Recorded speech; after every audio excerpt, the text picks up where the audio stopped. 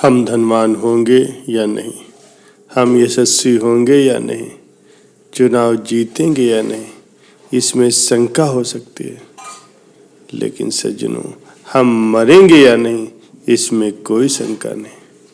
विमान उड़ने का समय निश्चित होता है, बस चलने का समय निश्चित होता है, गाड़ी छूटने का भी समय निश्चित होता है, परंतु इस जीवन की गाड़ी के छूटने का कोई भी निश्चित समय नहीं होता। आज तक आपने इस संसार को जो कुछ भी जाना, आपने जो कुछ भी प्राप्त किया, आज के बाद जो जानोगे और जो प्राप्त करोगे, प्यारे सज्जनों, ये सब मृत्यु के एक ही झटके में छूट जाएगा। जाना अनजाना हो जाएगा, प्राप्ति अप्राप्ति में बदल जाएगी। इसलिए सावधान हो जाओ, अंतर्मुख होकर के अपने उस अविचल आत्मा को, अपने निस्वरूप के उस अथाह आनंद को, उस शाश्वत शांति को प्राप्त कर लो। उठो और अपने भीतर सोए हुए निश्चय बल को जगाओ। सर्वकाल में सर्वोत्तम आत्म बल को अर्जित करो। आत्मा में अथाह सामर्थ्य है। अपने को दीनहीन मानकर बैठे तो फिर विश्व में ऐसी कोई सत्ता नहीं जो तुम्हें कभी ऊपर उठा सके। अपने आत्म स्वरूप में प्रतिष्ठित हो गए तो फिर त्रिलोकी में ऐसी कोई हस्ती नहीं जो तुम्हें दबा सके। प्यारे सज्जनों, स्मरण रहे कि इधर उधर भटकती वृत्तियों के साथ तुम्हारी शक्ति भी बिखरती जा रही, अतः वृत्तियों के साथ साथ तुम्हारी शक्ति भी बिखरती रहती। वृत्तियों को बहकाओ नहीं, तमाम वृत्तियों को एकत्रित करके साधना काल में आत्मचिंतन में लगाओ और व्यवहार काल में जो कार्य करते हो उसमें लगाओ। एकाग्रचित होकर के कोई कार्य करो। सदा शांत वृत्ति धारण करने का अभ्यास करो। विचारवान रहो, प्रसन्न रहो। जीव मात्र को अपना स्वरूप समझो। सबसे स्नेह रखो। अपने दिल को व्यापक रखो। एक साधु बाबा स्वयं को बहुत ही होशियार समझते थे। उनके 2 चेले थे। दोनों ही चेले काफी हष्ट-पुष्ट और लंबे चौड़े थे।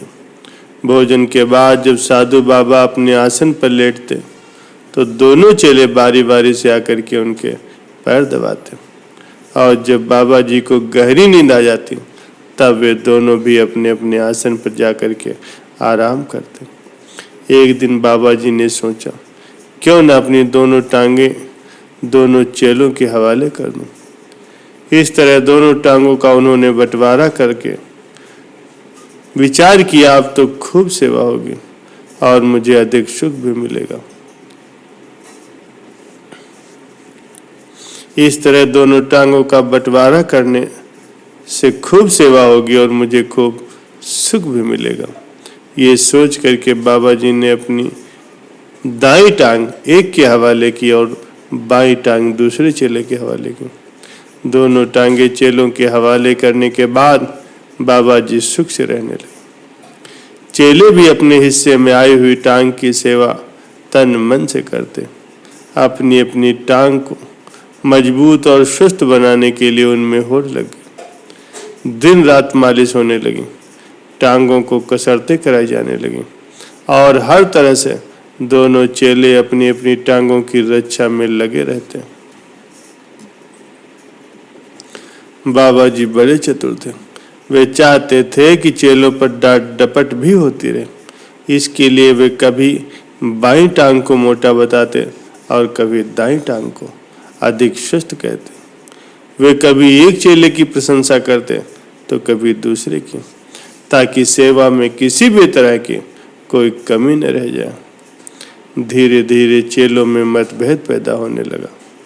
बाबा जी के द्वारा एक की तारीफ करने पर दूसरा चिढ़ जाता। एक से एक बढ़ करके दोनों यही चाहते थे कि गुरु जी उनसे हमेशा ही प्रसन्न रहे। एक दिन एक चेले के मन में विचार आया। वो सोचने लगा कि यदि मैं बाबा जी की दाईं टांग तोड़ दूं तो दूसरे चेले के पास क्या रह जाएगा। निश्चय ही उसकी तो छुट्टी हो जाएगी। न रहेगा बांस न बजेगी बांसुरी। उस वक्त बाबा जी की दाई टांग का मालिक कहीं गया हुआ था। दोपहर भोजन के बाद बाबा जी जब अपने आसन पर लेटे तो चेले ने उनकी दाई टांग को पकड़ लिया। बाबा जी चिल्ला उठे, अरे अरे ये क्या कर रहे हो? चेले ने कहा, कुछ नहीं महाराज, मैं देखना चाहता हूं कि ये टांग कितनी मौजूद है। मैं देखना चाहता हूं कि ये टांग कितनी मजबूत है। आप निश्चिंत रहें, आपका कुछ नहीं बिगड़ेगा। ये कह करके उसने टांग को अपनी तरफ खींचा, उसे तोड़ डाला। बाबा जी दर्द के कारण बेहोश हो गए।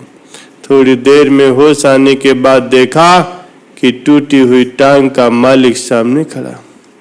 पीड़ा से कराते हुए बाबा जी को देखकर चेले ने पूछा तो मालूम हुआ कि बाई टांग वाले चेले ने ये काम किया।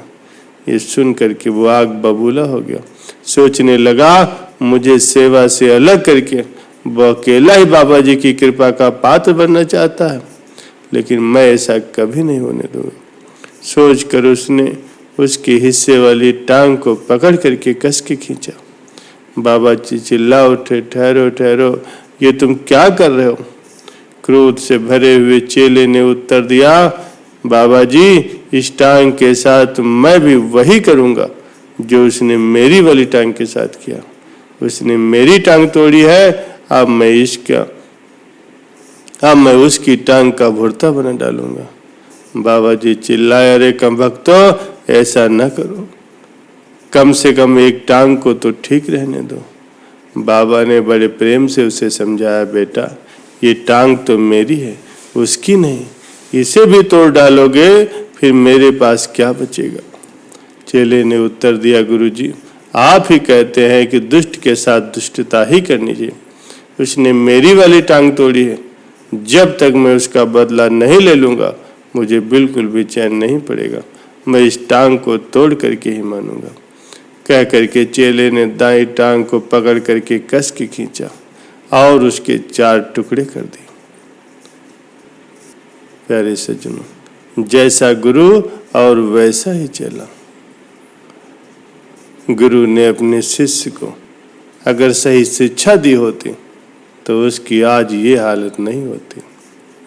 हर मनुष्य चाहता है कि वह स्वस्थ रहे, समृद्ध रहे, आनंदित रहे, सदैव उसका कल्याण हो। मनुष्य का वास्तविक कल्याण यदि किसी में निहित है तो वो केवल सत्संग में है। सत्संग जीवन का कल्प वृक्ष है। गोस्वामी तुलसीदास जी ने कहा है कि बिन सत्संग विवेक न होए, राम कृपा बिन सुलभ न सोए। सत्संग के बिना विवेक नहीं होता और भगवान की कृपा के बिना वो सत्संग सहज नहीं मिलता। एक घड़ी आधी घड़ी आधी से पुण्याद, तुलसी संगत साधु की कटे कोटि अपराध। आधी से भी आधी घड़ी का सत्संग करोड़ों पापों को हरने वाला होता है।